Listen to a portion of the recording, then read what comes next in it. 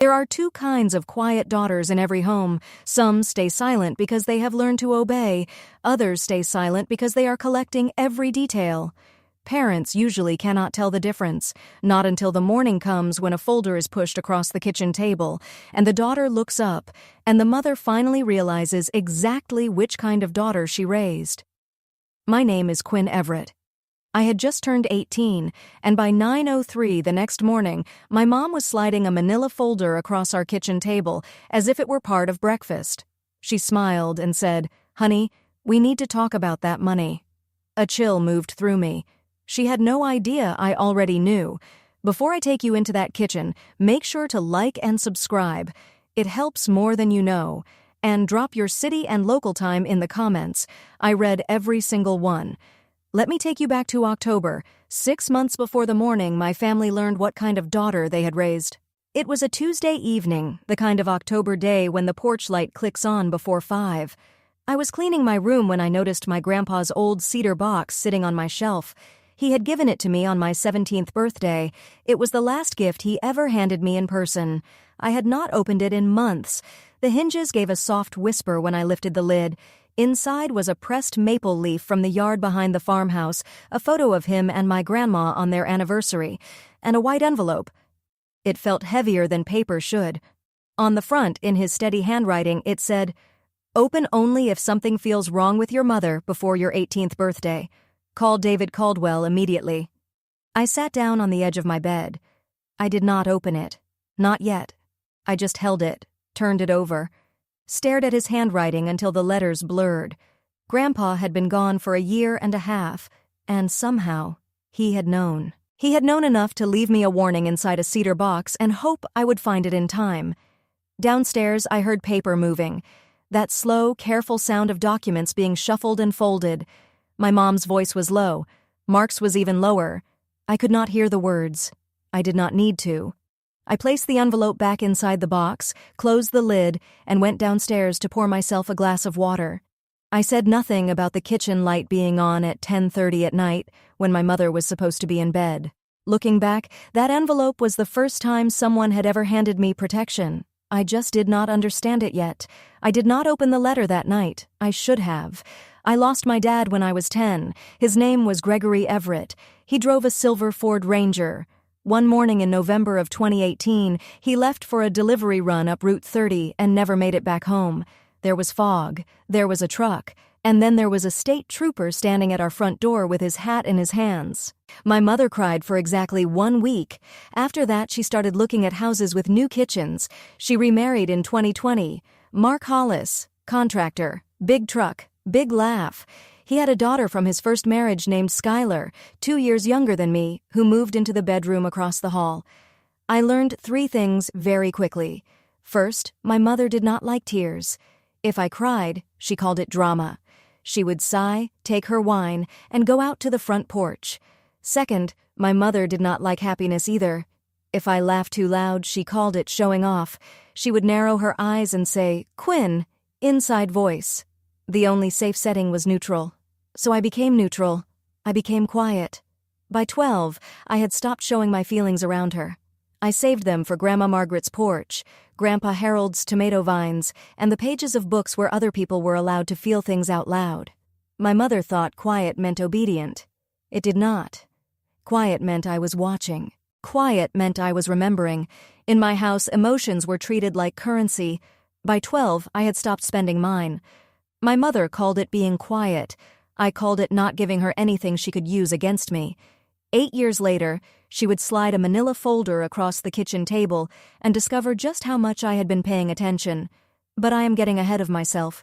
Dinner at the Hollis house followed a schedule. At 6:30, Mark came in through the garage, boots off in the laundry room, the smell of joint compound and truck cab following him inside. He would drop his keys on the counter. Ford F35 OKs, loud keys. "Another one bailed," he would say. Or, "That kitchen in Conestoga had mold behind the drywall." Or, "The permit guy is a crook." My mother would pour his wine before he even asked. Skylar would talk. She always talked. That Sunday night in March, she had received her Bucknell admission email. Early decision, $65,000 a year before books. Mark raised his glass. "That's my girl." My mother touched Skylar's wrist and smiled. "We'll figure out the rest. Don't you worry." Skylar glanced at me. I was cutting my chicken. I did not look up.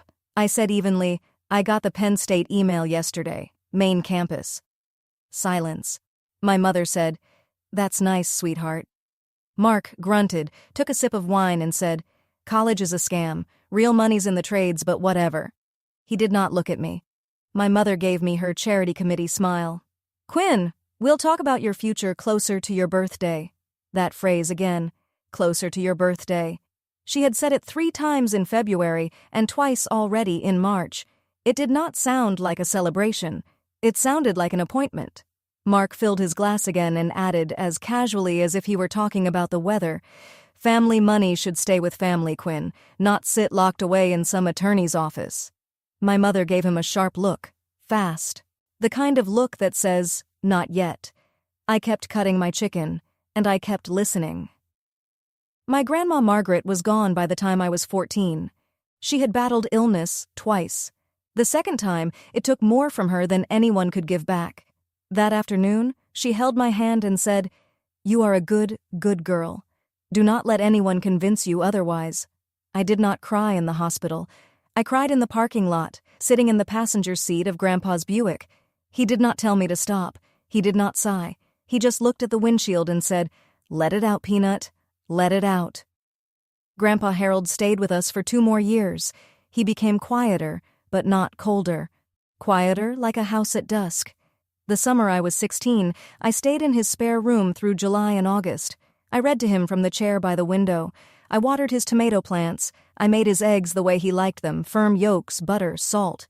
He was gone that September, a Tuesday, 78 years old. His heart simply gave out. At the service, my mother wore navy and cried at exactly the right moments. Mark stood near the back and kept checking his phone. The will was read 2 weeks later. There was a trust.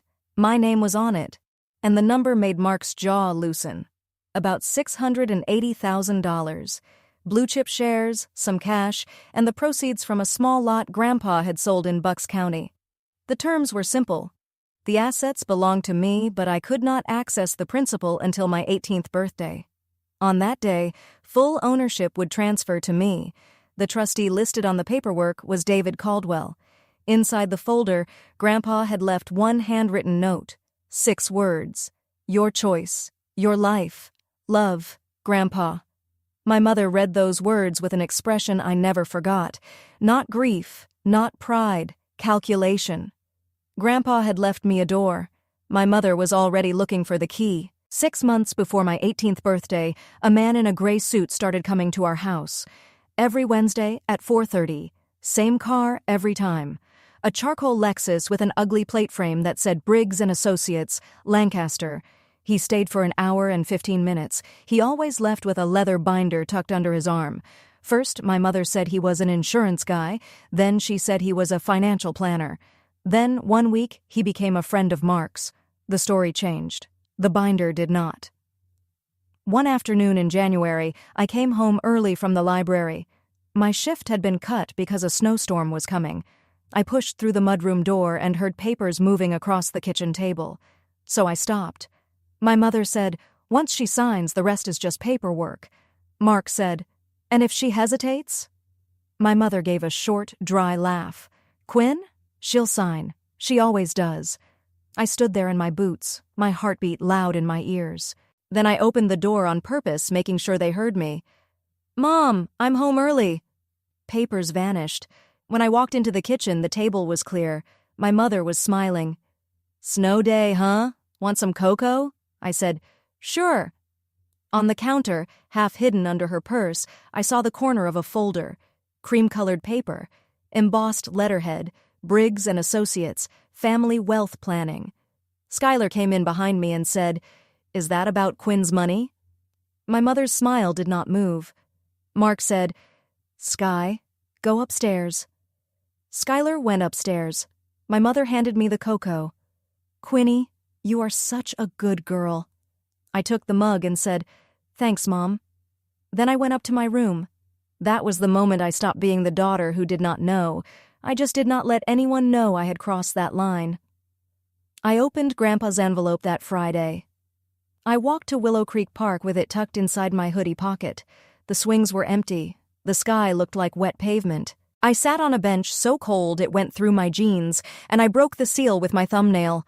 The letter was 1 page, Grandpa's handwriting. Peanut, if you are reading this, then something has gone wrong with your mother. I have suspected it for a long time. I never wanted to turn you against her, but I could not leave without giving you a door to open. David Caldwell has been my attorney for 30 years. He knows everything. He is waiting for your call. You have the right to protect yourself. You have the right to choose. I believe you will choose well. Love, Grandpa. Below that, in careful block letters, was a phone number. Area code 717. I stared at it for a long time. My hands were cold. My eyes were dry. Then I took out the phone and dialed. A woman answered. Caldwell Estate Law. This is Paula. I said, Hi, my name is Quinn Everett. My grandfather was Harold Everett. He told me to call Mr. Caldwell. She went quiet for half a second.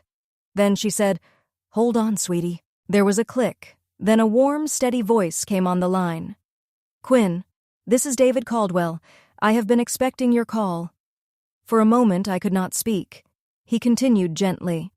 Your grandfather and I discussed this possibility many times. I am very glad you reached out. Can you come to Lancaster next week? Tell your mother it is a college aid meeting. I said, Yes. He said, Good. And Quinn, do not change anything at home. Not your expression, not your schedule, not one word. For the first time in a long time, someone believed I was strong enough to handle the truth. Caldwell's office was on the second floor of a brick building on Prince Street. There was a green banker's lamp on his desk, a shelf full of Pennsylvania law books, and a plant in the corner that clearly needed more attention than it was getting. He stood when I walked in. He was maybe 65. White hair, kind eyes, a suit that looked like it had been tailored a very long time ago. Please, sit, he said. Tea? Water, I said. He walked me through everything slowly. He used simple words. He wrote the important terms on a yellow legal pad so I could see them clearly. Trust, beneficial interest, fiduciary duty, spendthrift clause, irrevocable. Then he looked at me and said, At midnight on your 18th birthday, Quinn, the assets your grandfather left you become legally yours. You have options. You can keep the current trust, you can dissolve it, or you can move everything into a new structure that you design now. I asked, What do you recommend? He folded his hands on the desk. A new, irrevocable trust, with a professional corporate trustee. I work with Midland Trust Services. You are the sole beneficiary, he said. Distributions can be made for education, housing, medical needs, and essential living expenses. Your mother, Mark Hollis, and Skylar Hollis would be permanently excluded as beneficiaries and trustees. I looked at him. Irrevocable means what exactly? He answered carefully. It means that once you sign, not even you can undo it. That is the point. It protects you from outside pressure, including pressure you might give into during a vulnerable moment. I sat with that for a second. I thought about my mother's hand resting on my wrist. Her soft smile, her constant phrase, Closer to your birthday. I said, Okay. He nodded, then looked down at his legal pad before meeting my eyes again. Quinn, before we go any further, there is something you need to know about your mother's attorney. The plant in the corner looked half forgotten. The banker's lamp hummed softly. Outside, a delivery truck slowed near the curb. I said, Tell me. Caldwell folded his hands. Your mother has been working with a man named Lance Briggs. Briggs is a local estate attorney.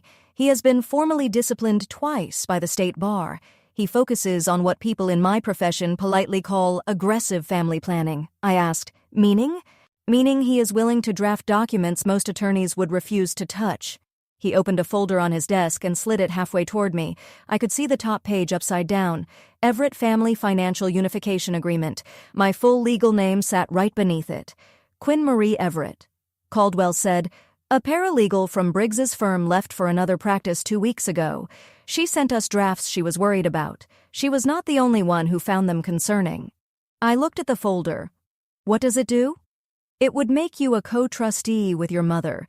It would give her durable financial power of attorney, and it would assign a significant portion of your beneficial interest to a holding company called Hollis Everett Holdings, LLC. He let me read. The signature line was dated February 28th, 2 months before my birthday, while I was still 17.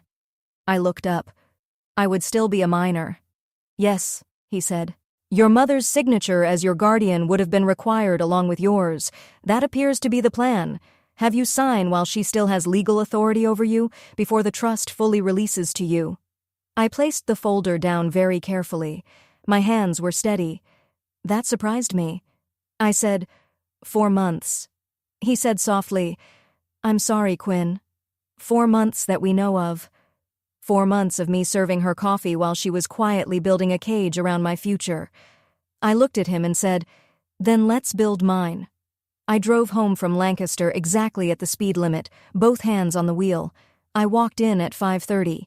My mother was standing at the stove, stirring something that smelled like her Sunday chicken pot pie, my favorite since I was 6. She turned and smiled. How did the college meeting go? Fine, I said. Good, actually. They gave me some aid paperwork to look over. Oh, that's wonderful. Come sit. I sat at the kitchen island. She set a plate in front of me without asking, 2 scoops of pot pie, a little sprig of parsley on top, like she was presenting it at a church supper. Quinny, she said, I was thinking about your birthday. I kept my face calm. Oh yeah? For your 18th, we should do something just family, a special breakfast, just us, pancakes, your favorite. That sounds nice, Mom. And maybe we can talk about some grown-up things. You are becoming a woman now. Mark's voice drifted in from the living room, half covered by the television. Yeah, he said without turning around. Grown-up stuff. Skylar came into the kitchen and grabbed a plate. What grown-up stuff? My mother's smile brightened. Nothing, honey. Just family planning. Skylar rolled her eyes. Sounds boring. My mother said, It will be. I took a bite of pot pie. It tasted exactly the way it always had. Butter, pepper, thyme, my childhood on a fork. Pancakes sound great, Mom, I said. I even smiled. Caldwell had told me not to change anything. Not my expression, not my schedule, not one word. So I did not. I remained the quiet daughter she believed she understood. The difference was, now I was the quiet daughter with an attorney. We met twice more before my birthday. There was always a cover story, a college tour, a financial aid appointment, a library research trip. Caldwell was patient. He spoke about money in a way that made it feel less like mystery and more like plumbing. Not magic, not morality, just pipes, valves, and pressure points. We named the new trust together. He said, most people name trusts after themselves. What would you like to call yours? I said, the Margaret Trust. He wrote it down. He did not ask why. We built it piece by piece. Corporate trustee, Midland Trust Services, a Harrisburg-based firm with a clean 40-year record. Beneficiary, Quinn Marie Everett, and any direct biological descendants, if there ever were any. Permanently excluded from beneficiary or trustee status, Caroline Everett Hollis, Mark Hollis, Skylar Hollis, and any entity in which any of them held ownership. Distributions allowed for tuition, reasonable housing, medical needs, emergency living expenses, and discretionary support subject to trustee review. Spendthrift clause. No creditors could attach themselves to the trust. No one could pressure me into a large withdrawal for someone else's benefit. Irrevocable, no amendment, no termination, no reversal. Caldwell looked at me over the top of the paperwork. You understand this protects you from them, he said, but it also protects you from yourself. 5 years from now, if your mother cries in just the right way, you still cannot undo this. That is intentional. I nodded. I know. He studied me for a moment, then said, Good. Many 18-year-olds do not. I practiced my signature twice in pencil. Then we scheduled the real signing for 1201 2nd, April 15th, 2026. My 18th birthday. The notary would be ready. The trustee would be ready. Caldwell would be ready. He also scheduled a phone call for 9 o'clock the next morning on speaker, only if I wanted it. It is your moment, Quinn, he said. Use it however you need to. Aunt Beth called me the week after that meeting, out of nowhere. Or maybe not out of nowhere at all. "Quinny," she said. "Pittsburgh calling? You got a minute?" I stepped into the backyard. The air smelled like early spring grass. She said, "I heard from David Caldwell that you've been asking questions." I said, "He told you?" "He told me you called. He did not tell me why. But I can guess." Beth was my dad's younger sister, 48. ICU nurse, sharp voice, soft heart. She and my dad had been close. She and my mother had not. "Quinn," she said, "I should have told you this years ago. I am sorry. Your father tried to change his will before everything happened." I sat down on the porch step. "What happened?" 6 months before the road incident, he wanted to create a trust for you. He wanted me listed as co-trustee. My fingers tightened around the phone. "And?" "Your mother got involved," Beth said. "She cried for a week. She told him it meant he did not trust her. She called it a betrayal. Eventually, he backed down. Everything went to her. The life insurance, the house, all of it." I said quietly, "$450,000. Beth went still on the other end. "You knew?" "I found the paperwork last month."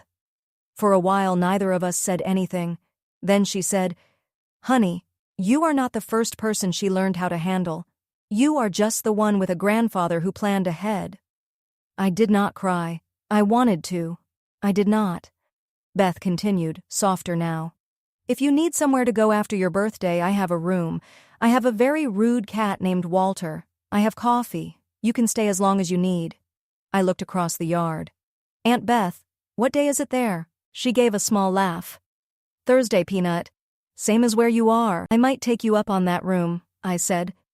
The Sunday before my birthday, my mother made pot roast. That was her something big is coming meal. Mark lit candles. Skylar put her phone face down. The table looked almost ceremonial. During dinner, I asked a question in the most casual voice I had, the voice of a daughter asking for advice. "Mom, what is the difference between a trust and a family account?" She lit up like a porch lamp. "Oh, honey, trusts are complicated. They can fall apart if they are not managed by people who truly care." Mark nodded. "Attorneys drain them. I saw it happen to Gus Trainor's mom." My mother leaned in. "You would be surprised. Fees, delays, little charges everywhere. It adds up." I said, "Huh? That sounds scary." "That is why family accounts make more sense," she said. "Shared goals, no strangers, everything pooled together." Mark added, "Family money should stay in family hands, not with some corporate trustee up in Harrisburg." That was the word that gave him away. Corporate. I had never said that word in front of him. Neither had my mother, but Briggs would have. I tilted my head. "Huh." Skylar spoke without looking up from her plate. "Mom says the money was supposed to be all of ours anyway." The whole room froze. My mother's fork stopped halfway to her mouth. Mark said too loudly, "Sky, honey, eat." My mother recovered quickly. "Sky just means family is a team, sweetheart. That is all." I nodded. "Oh, of course, Mom. This roast is amazing."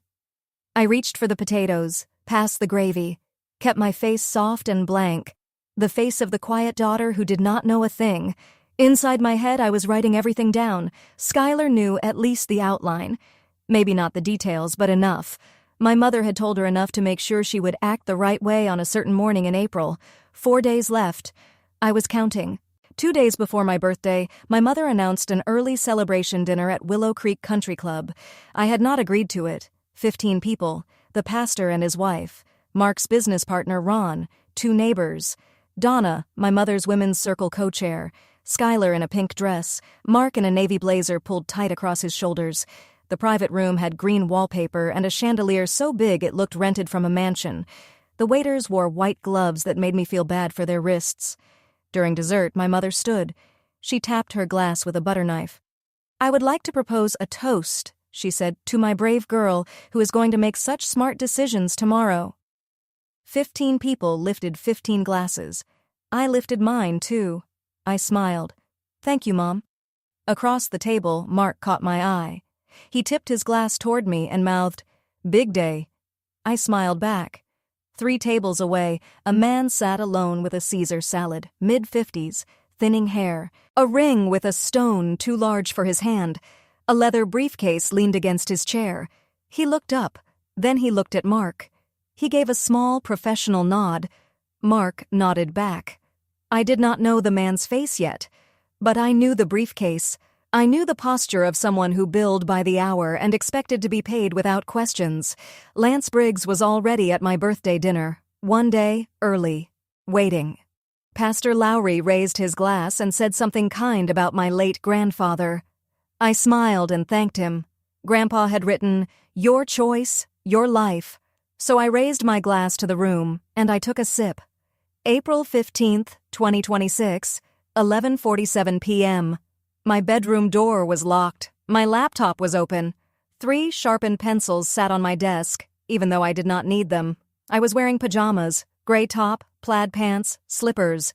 I wanted my signature to come from the version of me who lived in that house every night, not the version in a blazer, not the version sitting across from an attorney, just Quinn. At 11:52, Caldwell joined the Zoom. White hair, blue tie, green banker's lamp glowing behind him. At 11:54, a woman from Midland Trust Services joined. Her name was Priya Desai. She smiled and said, "Happy almost birthday, Miss Everett." At 11:56, the online notary joined, commissioned in Pennsylvania. Camera on, ID check completed. Then the clock moved closer. 11:59. Caldwell looked at me through the screen and said, "Ready, Quinn?" "Yes," I said. 11:59:40, 11:59:55. The cursor blinked in the signature field. Then the clock changed. 12 o'clock. 1 second later, I typed my full legal name. Quinn Marie Everett. Slowly. Every letter on purpose. The notary confirmed it. Priya confirmed it. Caldwell's eyes moved across the screen, checking every step. At 12:02, the system asked me to confirm the asset transfer authorization. I clicked approve. The 2-factor code went through.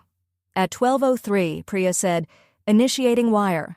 At 12:04, she looked back at the screen and said, "Confirmed. Funds received, $681,412.90. The Margaret Trust is funded, fully executed, irrevocable."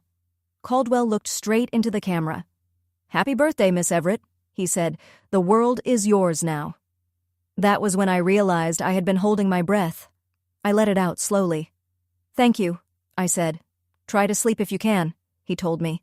"Expect me at 9 tomorrow." One by one, they left the call. The Zoom window went quiet. Downstairs, in the dark house, the refrigerator hummed like nothing in the world had changed. I closed my laptop and just sat there. My hands were tingling. For the first time in 6 months, I felt completely tired, so I lay down, and I slept. Let me pause here for just a second.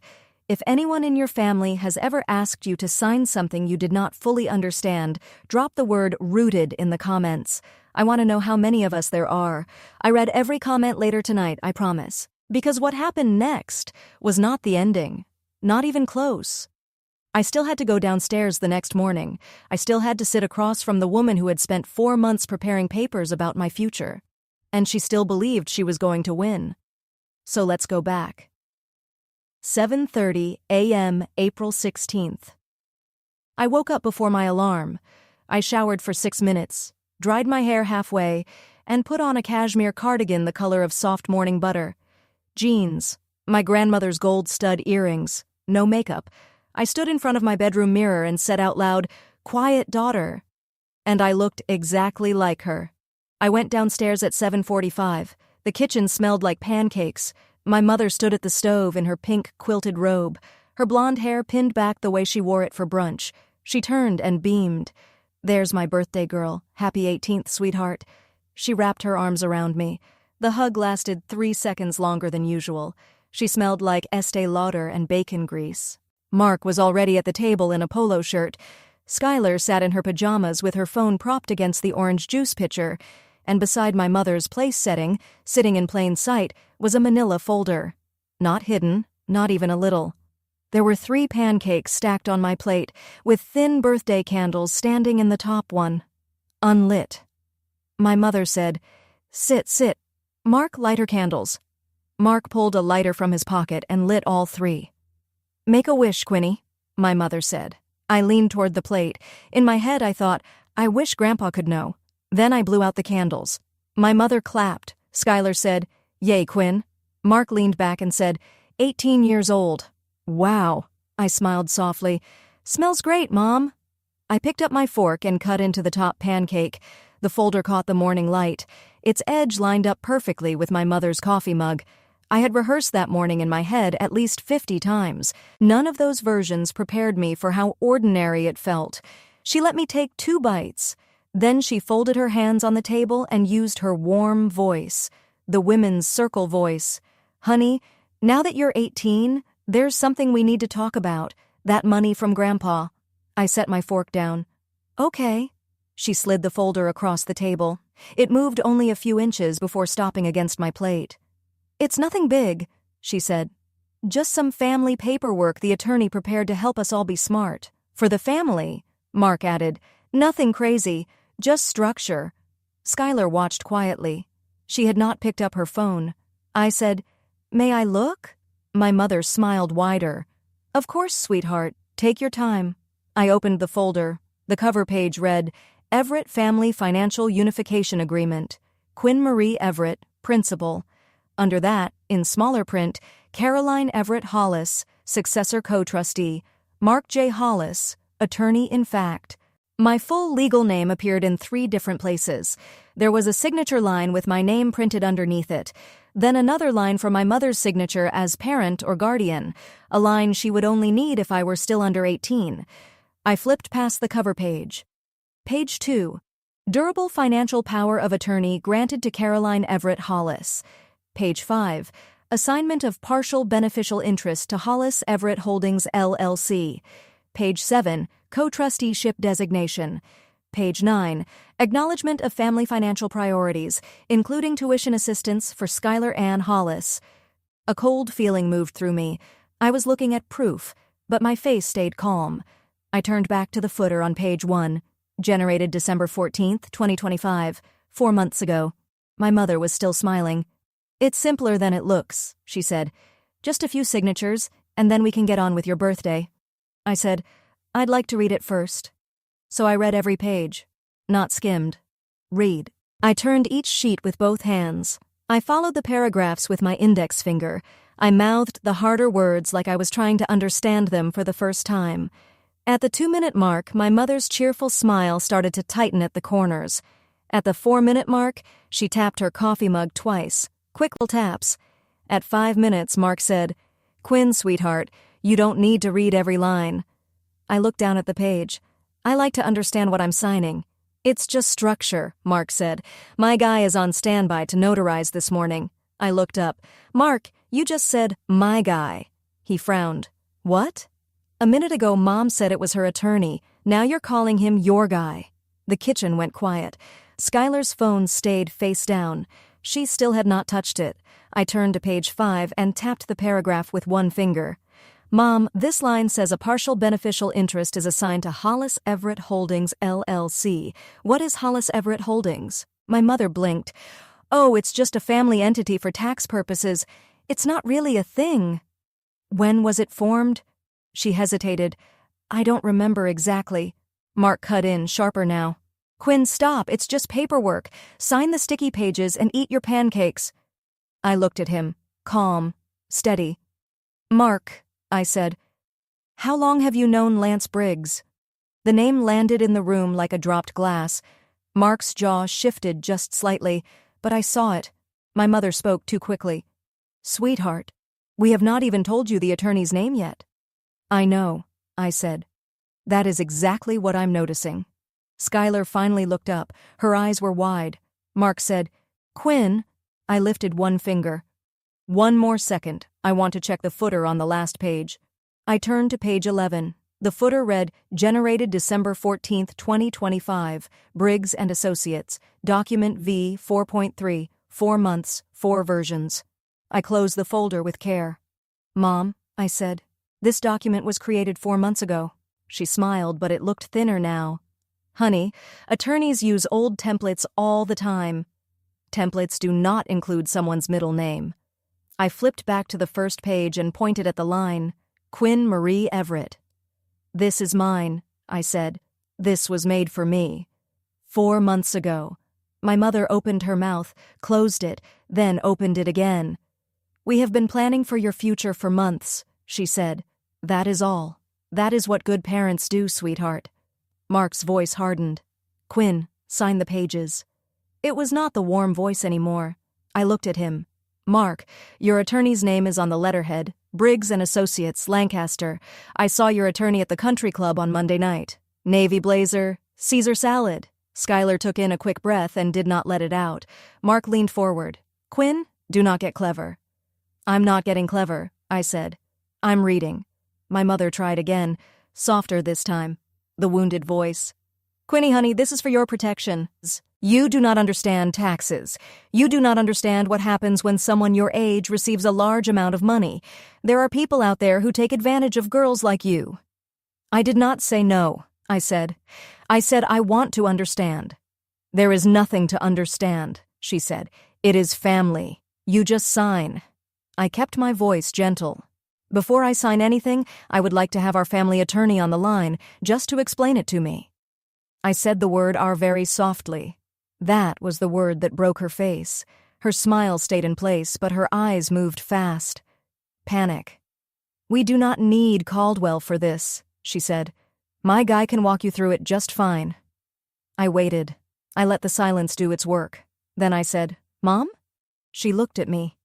I never told you who our family attorney was. The kitchen went quiet in that strange way kitchens do when the refrigerator stops humming and nobody has spoken for too long. I watched my mother's mouth. She opened it, closed it, opened it again. Quinny, Grandpa mentioned him years ago. I must have remembered. Grandpa has been gone for 18 months, I said, and I have never said his name in this house. Mark snapped, Quinn, stop. Skylar spoke quietly from her chair. Wait, who is Caldwell? Mark turned on her. Sky, not now. Skylar pulled back. My mother gripped the edge of the table. Her knuckles looked pale. I asked around when Grandpa's estate was being handled, she said. That is all. It is nothing dark or dramatic. When did you ask around, Mom? She did not answer. Was it around the time you and Mark started meeting with Lance Briggs? Quinn, please. Mark pushed back from the table. You little... He caught himself. His face had gone red. You think you're so smart? He said. You think you know what is best? I do not think I'm smart, I said. I think I have been quiet for a long time, and people mistook that for something else. Skylar's voice was very small. Mom, what is happening? Nothing is happening, honey, my mother said. Quinn is being difficult. I'm being careful, I said. Then my phone, lying face up beside my plate, vibrated. All three of them looked at it. The screen lit up. The name on it read, David Caldwell, Esquire. The time was 9:03 a.m. The last bit of color left my mother's face. I picked up the phone. I looked at her, then at Mark, then at Skylar. Do you mind if I put him on speaker? Mark half stood. Do not answer that. I think I will. My mother's voice turned sharp and soft at the same time. Quinny, wait. Mark raised his voice. Quinn, sit down. I was already sitting, so I said, I am sitting down, Mark. I looked at him the way I had looked at winter ice on the driveway every January of my life, carefully, without emotion. He is our family attorney, I said. He represented Grandpa for 30 years. He is calling to wish me a happy birthday. I think he has a right to be heard in this house. My mother said, This is a private family matter, Quinn. I looked at her. You invited half the country club to hear your toast 2 nights ago, Mom. She had no answer for that. I pressed the green button, then the speaker icon, then I placed the phone on the table, face up, between the folder and the maple syrup. Mr. Caldwell, I said, you are on speaker. I am at the kitchen table with my mother, Mark Hollis, and my sister, Skylar. His voice filled the kitchen, calm, low. The voice of a man who had stood beside people in moments like this before and knew exactly how not to rush. Good morning, Quinn. Happy birthday. I hope I'm not interrupting breakfast. You're not, I said. We were just starting a conversation about money. I see, he said. Good timing, then. Skylar stared at the phone. Mark stared at my mother. My mother stared at the manila folder as if it had suddenly become something dangerous. Caldwell continued. I wanted to formally confirm something with you, Quinn, for the record. He paused. I heard paper move on his end of the call. Are you ready? Yes, I said. Caldwell spoke clearly, without hurrying. I am calling to confirm that the asset transfer we discussed was completed successfully at 12:04 a.m. last night. The Margaret Trust is fully funded. The trustee is Midland Trust Services. The transaction is legally irrevocable. The silence in the kitchen changed shape. It became heavy. My mother's fork slipped onto her plate with a small, bright clink. Mark's hands, which had been flat on the table, curled tight.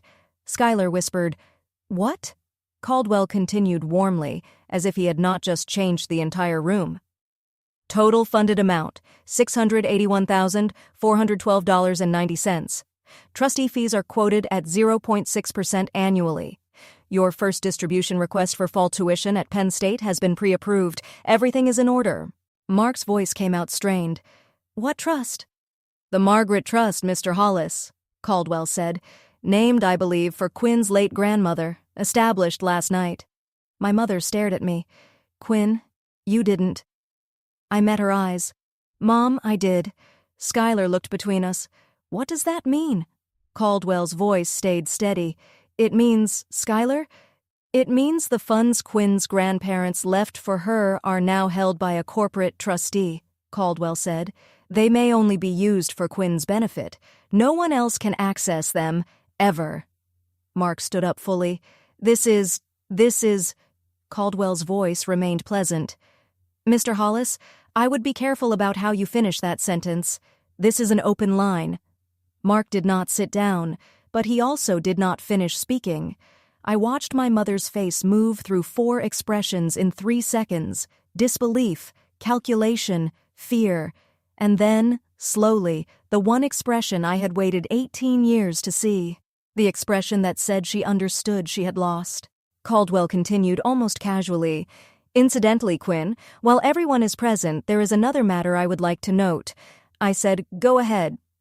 About 10 weeks ago, my office received a forwarded copy of a draft document package from Briggs & Associates in Lancaster. A former paralegal there had concerns about the contents and passed it along through the proper professional channels. My mother said quickly, that is protected material.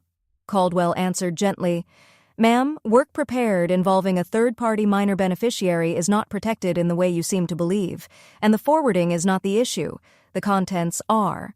Mark said, You can't. I can, Mr. Hollis, Caldwell said. I have been doing this for a very long time. He let that sentence sit in the room. My mother's hands were shaking now. Only her hands. Her face had gone completely still. Caldwell went on. The document is titled Everett Family Financial Unification Agreement. It is addressed to my client, Quinn Marie Everett, with a signature line dated February 28th of this year. That date was 2 months before Quinn's 18th birthday, while she was still legally a minor in Pennsylvania. He paused. Quinn, could you describe what you are holding? I looked down at the folder. A manila folder, I said.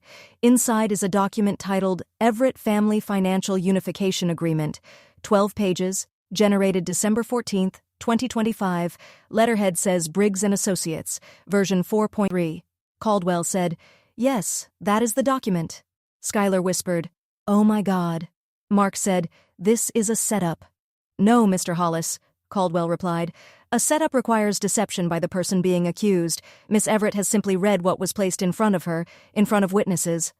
My mother's voice was tiny now. Quinn, honey, please. I looked at her. Mom, let him finish, Caldwell said. For Quinn's protection, and for the record of this conversation, I want to make a few things clear. He counted them out calmly. 1. The document in front of Quinn is not enforceable. After midnight last night, the assets it attempts to direct were no longer available for Quinn to assign personally. They now belong to the Margaret Trust. My mother closed her eyes. 2.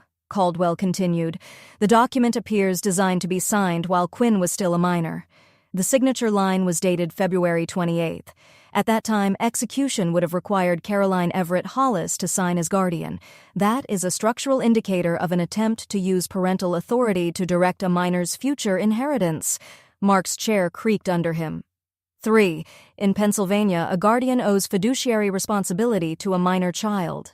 Attempting to move a minor's inheritance into an entity where the guardian or household members may have personal financial interest is deeply concerning. In this case, Hollis Everett Holdings, LLC, was formed in November of 2025, with Mark Hollis listed as sole member. My mother whispered, "Stop. Please stop." Caldwell continued. 4. As of Monday, I filed a formal complaint with the Pennsylvania Disciplinary Board regarding Lance Briggs's role in preparing this document and 3 earlier drafts. Mr. Briggs has 2 prior reprimands. Mark looked up sharply. You filed on Briggs? I filed on Monday, Caldwell said. Mr. Briggs was notified yesterday at 4 p.m. I do not expect he will be especially available today. The manila folder looked different now, smaller, emptier. Just paper. I looked at my mother. Mom, look at me. Her eyes lifted slowly. They were red. I said, Did you know what he was drafting? Quinn, yes or no? Her voice barely came out. Yes, I knew. Skylar made a sound I had never heard from her before. Mark brought his palm down hard on the table. The salt shaker jumped. So did Skylar.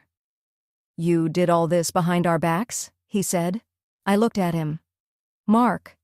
I said his name the way someone speaks to a dog that keeps reaching for food on the counter. I did this in front of a licensed attorney at 12:01 a.m. on my 18th birthday with full legal capacity. Then I looked at the folder. You did yours behind my back for 4 months while I was still 17. His face went dark with anger. We raised you. No, I said. You moved in when I was 12. You raised Skylar's expectations, not me. My mother flinched. Skylar went very still. Mark said, You ungrateful... Caldwell's voice cut through the kitchen. Calm, sharp. Mr. Hollis, I strongly suggest you take a breath. This conversation is being documented on my end for my client's protection. Mark stopped. Then he sat back down heavily and stared at the wall. I looked at the phone. Mr. Caldwell, thank you. You're welcome, Quinn. I rested my hand on the folder. One more thing, I said. Could I read something out loud for the record? Please do. I opened the folder again and turned to page 9. Then I read it clearly. Acknowledgement of family financial priorities, including tuition assistance for Skylar Ann Hollis at Bucknell University. I looked up at Skylar, then at my mother, then at Mark. So, I said, the whole plan was to use Grandpa's money for Skylar's school? No one said yes. No one said no either. That silence told me enough. I closed the folder. I'll be keeping this. My attorney asked me to keep a copy. My mother whispered, Quinn. I looked at her and said, Mom, not right now. I don't have anything harsh to say to you, but I don't have anything gentle either. Her tears came right on cue, and to be fair, they were real tears. Her body knew how to make them. But the words underneath were a script I had heard too many times at too many dinner tables.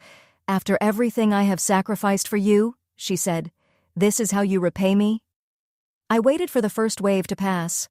Then I said, Mom, I have been thinking about that word for a long time. Sacrifice. I think we should talk about it when we are both calmer, with professionals in the room. A mediator, a counselor, someone neutral? Her face tightened. I do not need a stranger telling me how to be your mother. I think we do, I said. I think we have needed one for a long time. She cried harder. Mark placed a hand on her shoulder, but it looked more like a performance than comfort. He did not even look at her. Caldwell's voice came through the speaker again. Quinn, Elizabeth Everett is parked at the end of your driveway. She called me 10 minutes ago. You are free to leave whenever you are ready. I stood. I picked up the folder, then my phone.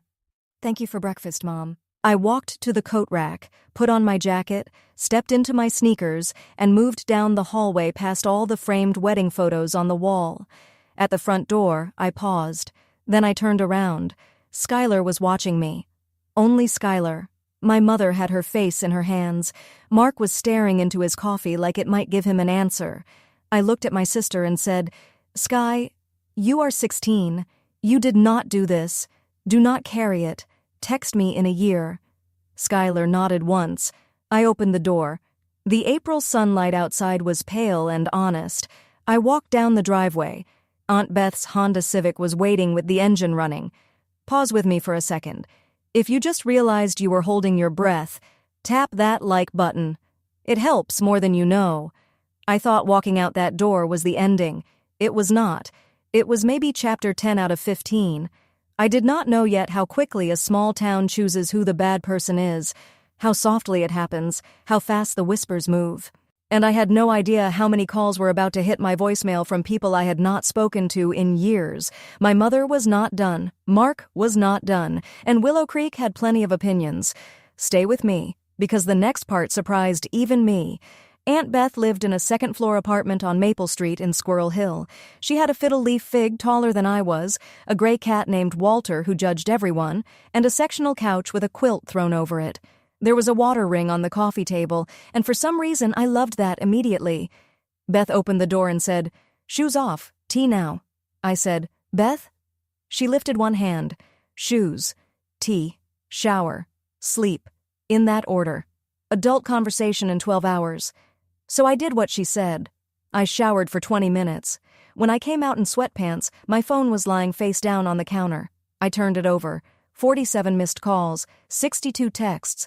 My mother, my mother, my mother, Pastor Lowry, Donna from the Women's Circle, my aunt on my mother's side, Linda, who I had not spoken to in 2 years, a neighbor named Phil. I scrolled. "Quinny, please call me." "Quinn, your mother is devastated. This is Pastor Lowry. I would like to speak with you when you feel ready." "You are breaking your mother's heart." "Call me back right now, young lady." Beth appeared in the doorway with a mug of Earl Grey. She looked over my shoulder at the screen. "Block them." I looked at her. "All of them?" "All of them," she said. "Caldwell will tell you who to unblock later. Tonight, your job is to rest." "She'll say I abandoned her." Beth shrugged softly. "She'll say whatever she says. The truth moves slower, Peanut. Let it catch up." So I blocked 12 numbers. I put my phone on airplane mode. I drank the tea. Walter jumped onto the couch, looked at me, sighed like he had already made up his mind about me, and curled up on the quilt. I slept for 10 hours. I had not slept like that since I was 9. Willow Creek was a town of 9,000 people, 3 churches, and 2 opinions on everything. My mother went to First Methodist the following Sunday. She wore navy. She cried during the announcements. Then, during prayer concerns, she stood up and said her daughter had left home unexpectedly in a moment of confusion. Pastor Lowry's wife, Mary, sat 3 rows back. Mary had been at the country club dinner on Monday night. Mary had heard Mark mouth, "Big day." Mary had heard my mother say I was going to make such smart decisions tomorrow. Mary did not cry during Caroline's prayer concern. Mary did not walk over afterward to hug her. Mary went home and called Donna from the Women's Circle. 3 days later, Pastor Lowry pulled my mother aside after service. He used a gentle voice. He said maybe the circle needed her to take a step back for a while, focus on her family, do some reflection. My mother said, "After everything I have given this church..." Pastor Lowry only nodded. "I know, Caroline, I know." At Schuyler's school, the swim team had already seen a screenshot, not of the documents, something simpler, an article one of them had shared in a group chat. The headline was about parents favoring one child and then facing the consequences later. Someone added a crying, laughing emoji. Someone else added a photo of Schuyler's mom at the last bake sale. Schuyler was not treated like the bad person at school, but her mother was. The swim team captain, a junior named Izzy, sat beside Schuyler at lunch that Wednesday and said, "That was messed up, what they tried to do." "Are you okay?" Izzy asked. Schuyler looked down at her tray and said, "I didn't know." Izzy nodded. "Yeah, I believe you." In Willow Creek, that was more than comfort. That was a verdict. I did not post anything. I did not write some dramatic statement online. I did not need to.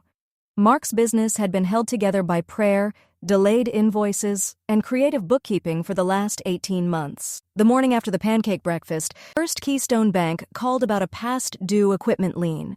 Mark had been paying only the minimum, planning to catch up once the so-called new family capital came through. That was his phrase, New family capital.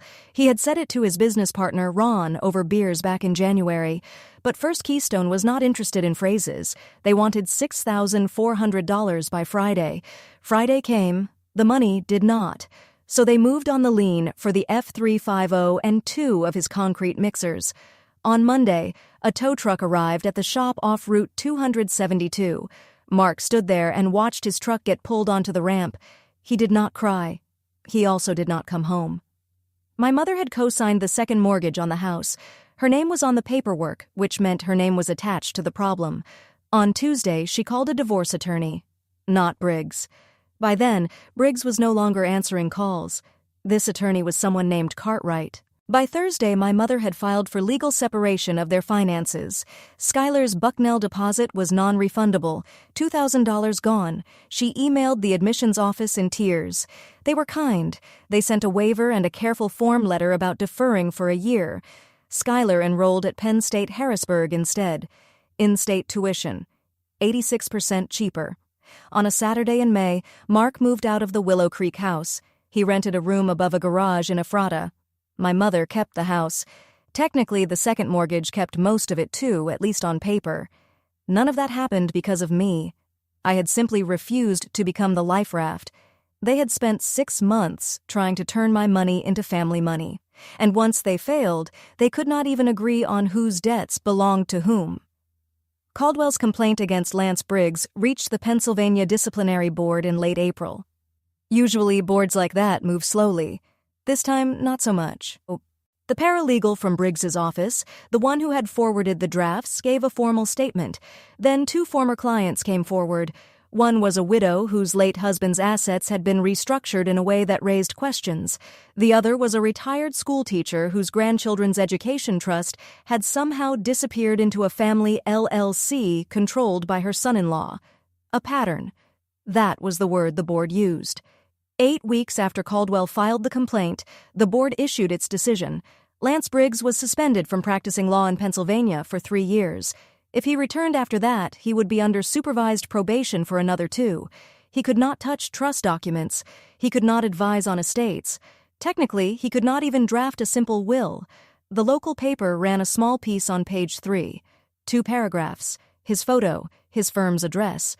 It was not the kind of story that made the front page, but it was absolutely the kind of story every attorney within 50 miles read quietly over coffee, and every former client of his read twice. Caldwell forwarded the article to me by email. No subject line, no message, just the link. I wrote back, "Thank you." 3 minutes later, he replied with 3 words. "Justice isn't loud." I saved that email. I still have it, because it taught me something I needed to remember. You do not have to raise your voice to win. You do not have to destroy anyone. You file the right paperwork. You let the system do what it is supposed to do. You let the truth walk slowly into daylight, and then you let the people who tried to use you sit beneath the ceiling they built themselves, while it comes apart, piece by piece. Skylar texted me on a Tuesday in late May. I was in Squirrel Hill, sitting at Beth's kitchen table, working on my application essay for the Schreyer Honors College. Her message said, "I didn't know she wanted all of it. I thought it was just some for my tuition. I didn't ask her to. I swear." I read it 3 times. I did not answer right away. Beth walked past, saw my face, and said, "Skylar?" I nodded. Beth said, "Take your time. Or don't. Either is fine." So I took 3 days. On Friday evening, I finally wrote back. "Sky, I know. She told you what she needed you to believe. The plan was hers, not yours. You're 16. You were in the kitchen, not behind the paperwork." The 3 dots appeared, then disappeared, then came back, for a long time. Finally, she wrote, "I'm sorry." I wrote, "I know." Then I added, "I'm not angry with you. I'm not ready to be around Mom for a while, but I'm not cutting you off." She wrote, "Okay." I wrote, "Coffee in a year when you're 18 and on your own. I mean it. I'll drive." She answered, "Okay, Quinny." She had not called me Quinny in 3 years, not since Grandpa passed. I set the phone down on the table and looked across the room at Beth's fiddle leaf fig. A moment later, Beth came in. She sat across from me with 2 mugs in her hands and pushed one toward me. "How's the kid?" she asked. "Scared," I said. "Lonely, but she'll be okay." Beth looked at me over her mug. "You are not responsible for making sure she is okay." "I know," I said, "but I can still hold a door open." Beth tapped her mug lightly against mine. Earl Grey against Earl Grey. Beth smiled and said, "Your dad would have liked that, holding a door open." I looked down at my mug. "Yeah," I said, "I think he would have." Then August came. My Penn State packet arrived in the mail. Roommate assignment, floor plan, meal plan brochure, a very official-looking list of what to bring and what absolutely not to bring. Beth and I packed her Civic on a Saturday morning, trunk first, then the back seat, a quilt, a bag of books, a desk lamp that had belonged to Grandpa, the cedar box, wrapped carefully in a padded case. Grandpa's letter was in the glove compartment, folded and soft now from being held too many times. Beth drove the full 200 miles. We listened to Linda Ronstadt. We stopped at a roadside place for grilled cheese. We ate in the car with napkins on our laps and the windows cracked open. State College was warm and green. The dorms smelled like fresh paint, popcorn, and somebody's too-strong room spray. My roommate's name was Maya. Dominican-American, from Philadelphia. Loud laugh. Sunflower sheets. She hugged me within a minute of meeting me. "You're going to love this floor," she said. "Our RA brings donuts." I said, "I'm Quinn. I'm from Lancaster County." She grinned. "I'm Maya. I don't really talk to my mom either. Solidarity." And I laughed. Out loud. Actually loud. Beth caught my eye from across the room and smiled like she had just seen something important come back to life. We unpacked. We made my bed. We placed Grandpa's lamp on my desk. Beth took me to dinner at a little Italian place off campus. She paid. I said, "Beth, the Margaret Trust can cover this." She waved me off. "Technically, yes. Emotionally, no. I want the receipt." "Beth." "Quinn," she said, looking at me across the table. "You did not cost me anything. You gave me back someone who has my brother's eyes. I am the one who owes." I teared up a little. Then I ate my pasta. When she dropped me back at the dorm, she placed her hand against my cheek. "He'd be proud of you," she said. I believed her. She drove away. And for once, I did not look backward. Not toward Maple Street, not toward Willow Creek, not toward the house I had left behind. I looked forward. September blurred past. I took Intro to Philosophy, Intro to Constitutional Law, and a math class I quietly dropped in week 4. Maya and I figured out our rhythm. Groceries, laundry, which dining hall had the better salad bar, which vending machine stole money, which elevator made a sound like it was considering retirement. I joined the pre-law club. I sat at a long table with 8 other freshmen who all talked too fast about contracts and clerkships and changing the world by 27. I did not talk too fast. I listened. 3 of them became real friends. My mother did not call for the first 2 months. Her first text came on October 12th. It said, "Are you safe?" No punctuation. No question mark. I read it twice. I did not answer. The second text came 2 weeks later. "I miss you." I did not answer that one either. Beth called every Sunday. We talked about Walter the cat, her rotation schedule, what I was reading, what my classes were teaching me, and all the things my family had never taught me at all. One Sunday in November, she asked, "How's your heart, Peanut?" I looked toward the window. It's quiet. Good quiet or bad quiet? I thought about that. Good quiet, I said. The kind I didn't know existed. Beth's voice softened. That's peace, honey. Peace, I repeated. I sat with that word for a long time. I had spent my whole childhood being quiet because feelings were expensive, because noise had consequences, because laughing too hard could become something my mother saved for later and used when it helped her. But in my dorm room, with Maya humming in the shower and the first snow tapping against the window, I understood something for the first time. Quiet did not have to mean fear. Quiet did not have to mean survival. Quiet could just mean quiet. No threat, no cost, no one waiting to turn it into a lesson. Just the sound of a life I was finally allowed to live. April 15th, 2027, Paterno Library, 4th floor, window seat, the desk I liked best, right by the radiator, with a view of the quad under a thin layer of late snow. I had an organic chemistry exam in the morning. I had already closed my book, closed my notes, closed every tab except one. At 11:58 p.m., I opened my laptop and logged into Midland Trust Services. Quarterly statement. April 1st through April 15th, the Margaret Trust value, $729,448 and change, up 7.2% year over year. Distributions issued, tuition, housing, fall books, and a small grant for winter clothing. Next disbursement scheduled, fall tuition, August. I scrolled down to the footer. There, in small italics, were my grandparents' names, Harold and Margaret Everett, originators of Corpus. I reached out and rested my fingertips against the screen, right over their names. At 12:01 a.m., exactly 1 year after I had signed my name in a locked bedroom in Willow Creek, I closed the laptop. I sat in the library window light for a minute. Outside, the snow was falling so slowly it almost looked still. I thought about Grandpa, about the 6 words he had left me. Your choice, your life. I thought about my mother too, and honestly, I hoped she was okay. Not in a soft, sentimental way, more like the way you hope someone far away eventually finds a better road than the one they chose.